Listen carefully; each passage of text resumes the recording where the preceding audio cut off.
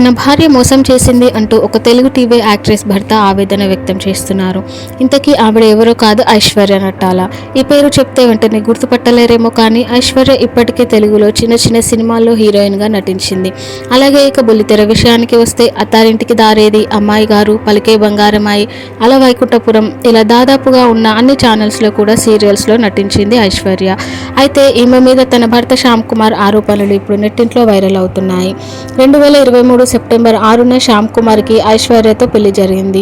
వీరొక matrimony site ద్వారా సంబంధం చూసుకొని పెళ్లి చేసుకున్నట్లు తెలుస్తోంది.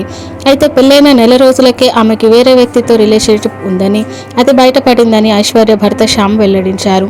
తన దగ్గర నుండి దాదాపుగా 25 లక్షల రూపాయలు తీసుకొని ఇప్పుడు విడాకులు ఇవ్వాలని, వివాహేతర సంబంధం పెట్టుకున్న అతనితో కలిసి తనని, తన ఫ్యామిలీని బెదిరిస్తుందని, ఎలాగైనా తనకు న్యాయం చేయాలని శ్యామ్ కుమార్ కోరుకుంటున్నారు. ఐశ్వర్య గురించి ఆయన వెల్లడించిన విషయాలు ఇప్పుడు సోషల్ మీడియాలో వైరల్ అవుతున్నాయి. ఐశ్వర్య ఈ న్యూస్కి ముందే సోషల్ మీడియాలో తన అకౌంట్స్ అన్నిటినీ డియాక్టివేట్ చేసినట్లుగా తెలుస్తోంది. మరి శ్యామ్కి ఎంతవరకు న్యాయం జరుగుతుందనేది చూడాలి.